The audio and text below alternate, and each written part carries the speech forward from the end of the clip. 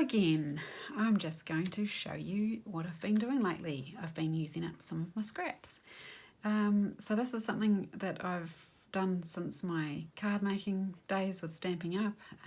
I used to get a lot of little leftover strips of paper, and rather than throw them out, I used to arrange them in different patterns, sort of either herringbone or just strips, and then run them through the embossing machine, and then that would sort of glue them all together and make them look a little bit different. And so I decided to do that with all my little scraps, because you often are ripping up paper with junk journaling, and not all the little ripped up papers are usable in a cluster or anything. So I thought, well, I never can bear throwing them away, especially if they're scrapbook paper or vintage thingies, like from your vintage books. So I thought, well, I'll just try that. And I'm sure other people do this too, but I'll just show you how I do it, what I'm doing. Now this one here, I actually put one of these clothing label things on, but it didn't quite work, so I'll probably either rip that off or cover that up with some lace or something. So what the embossing does is it gives it some texture, and it also bonds it all together.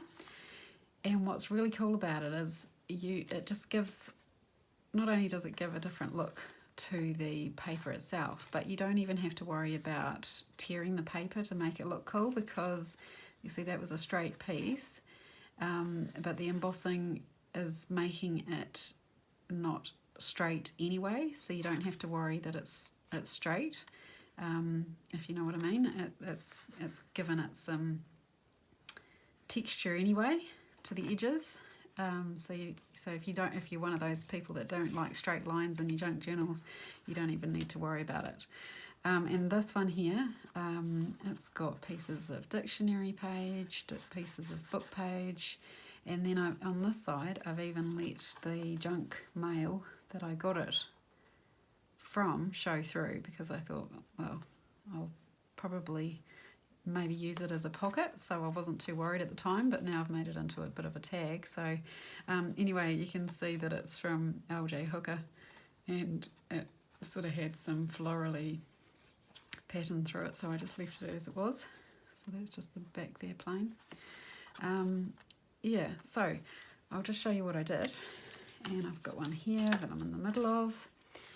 So this is a piece of junk mail, again from a real estate agent.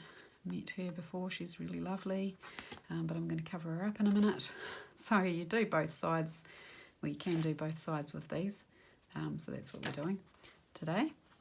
So it's a messy collage. It's not a collage that's going to stay like that, so you just glue your junk mail, and then you glue on all your random little bits. So I've ripped some of that, but that was sort of from die cutting or something. I don't know, I think it was my mum's wallpaper, so she's given that to me. If it's wallpaper, you might need to use a different glue. It needs a little bit more than just your standard glue stick, but for the most part you use just glue stick. And then any of your little bits, and put in your paper that you don't like. Put in your ugly bits, because it makes it look really cool. I mean, to me that was really ugly. So if you don't like some of your paper, you can put that on and it will disappear into this background and it'll be great. So this is some advertising as well. So all we do is you put some glue down, and this time I've got a few pieces that are see-through or scrappy, so I'm just gonna put some strips of tea-dyed paper that have come out of my journals, and they're just too skinny. I won't be able to use them for much else, so we use them here. Just lay those down. Put some book page that I've cut off the side. I'll put that on the edge.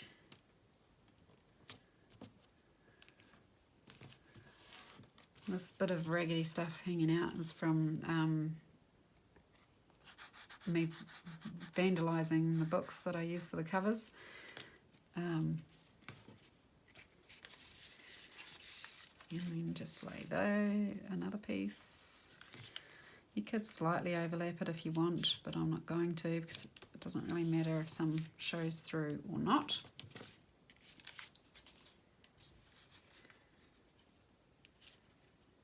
I'm going to end up with a little gap, so I might just overlap that one. And then I'm going to glue that again because I need to overlap it.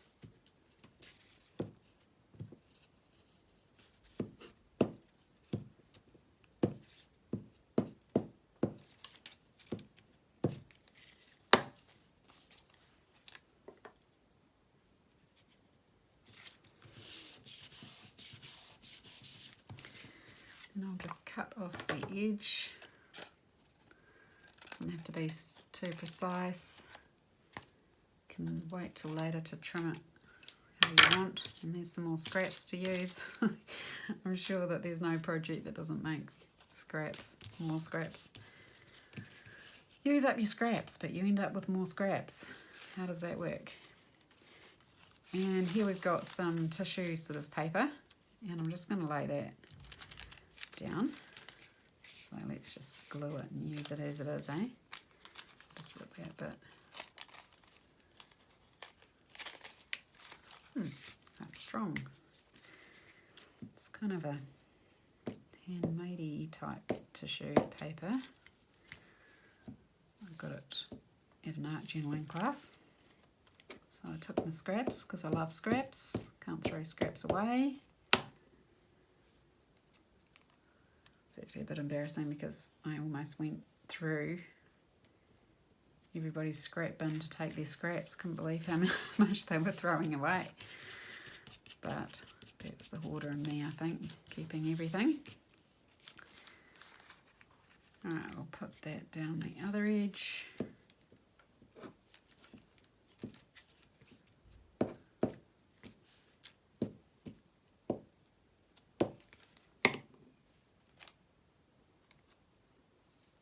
Just put it wherever you want. Actually, I might rip that. Maybe I'll put it here.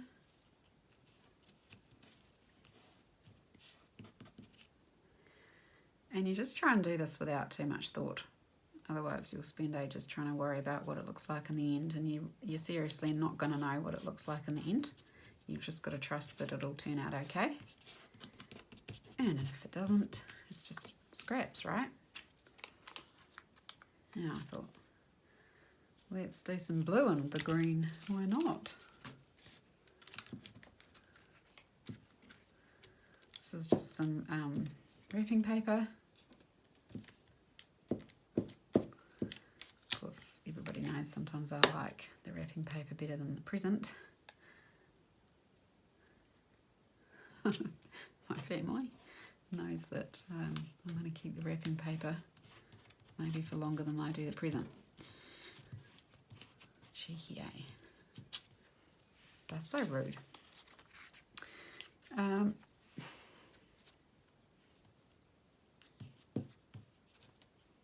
Glue that down a little bit more. Should I put some music paper? Yeah. Yep. Put some music paper. And again, this is cut, but it doesn't matter because the embossing folder will give it some texture anyway. Do you know what I mean? So you don't need to worry about the straight line looking, you know, not torn, because the embossing folder will sort that out for you.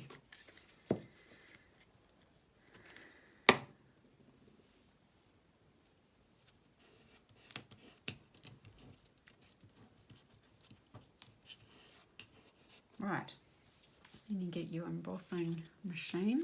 Let me see if I can do this. Now, I'm using old Stampin' Up embossing folders. This one's a lace one. You can use any embossing folder you want.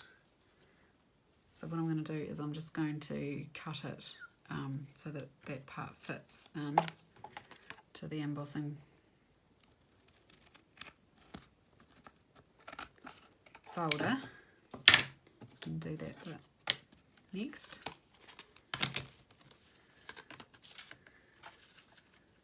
Now, I had it on the super thick one before, so let me see if this is going to work.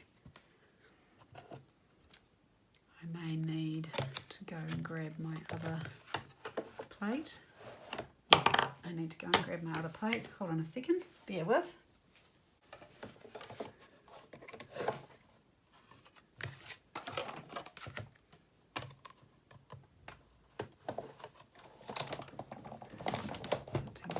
Through. Knocking things off my desk probably.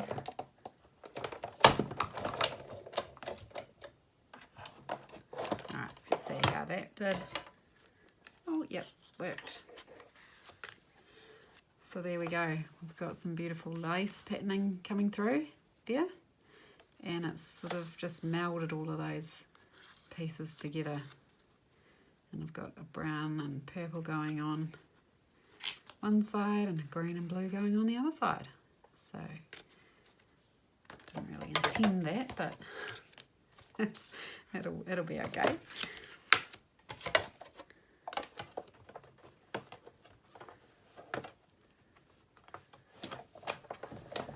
Put this through.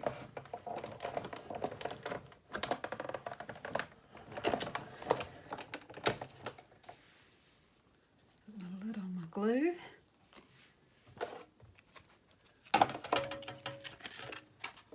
And same again. Beautiful. And see that straight bit of cut there.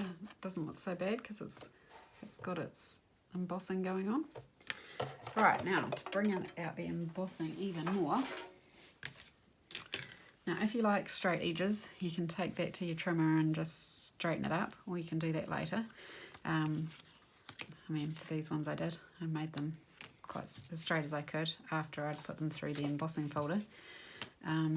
But you could just do it with your scissors or tear it to give you that torn look. And once your glue's all cured, it won't be sticky. Sometimes there's a little bit of stickiness coming through the edges where the glue's kind of seeped out a bit when it's gone through the embossing, but that's absolutely fine, it dries. And then you can just distress the edges. And like I say, if you wanted to get it all straight, you can trim that with your scissors or your trimmer. So I just like to go around the edges and then see what it looks like. So I'm giving it a frame by doing this. I think it brings out the colours. I think that's why we all love our distress ink. Brings out the colours and gives it that vintage look. But also, when you've got not much ink on your dauber,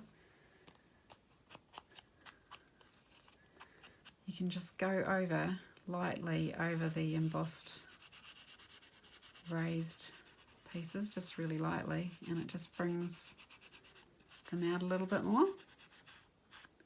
You don't have to do this. This is just personal preference. I personally like it when it's just very lightly done. But if you like a bit more, just go around your edge, get a bit more ink but not too much, and then lightly over that raised edge, and it looks beautiful, I think. Anyway, so let me know if you guys have done that before, and what is your favourite embossing folder, because I am wanting some new ones. All I've got are Stampin Up ones, because I used to be a Stampin Up demonstrator. So I'm really looking forward to a little bit more Tim Holtz stock coming in, because I would love to get some of his embossing folders, like the damask and his lace, and some of his range of 3D embossing folders. I know Stampin Up embossing folders are lovely, but yeah, I'm certainly not wanting to get rid of any of my Stampin Up folders, but I want to get some more vintage-like ones. So I've got a lot. I don't have very many vintage-like ones, if you get my meaning. So what are your favourite ones, and where did you get them from? I would love to know. Please let me know in the comments, because I'm about to tick off some of my wish list, I think. But a lot of the ones I want are actually out of stock at the moment, so it'd be great to see what you guys like for your junk journals. Whoopsie guys, I ran out of battery and it stopped on me. So I have had to plug my phone on. So just wanted to show you what it looked like actually in the journal as a flap or something. And so just anywhere in the journal you could put them in as just a tag on the top, clip it in like I've done before, or have it as a flap or a pocket. Yeah, I think they look lovely. Or some texture for the front of the journal even. Nice.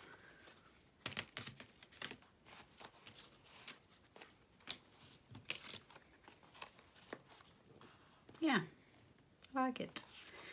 And I love the blue and the colours coming through there and just being muted down again with the Distress ink. And by the way, I used Vintage Photo, in case you're wondering. And hopefully you got a little tip or two out of this video. If you did, please like it, leave a comment, that'd be lovely, and subscribe, and I'll see you again. Bye!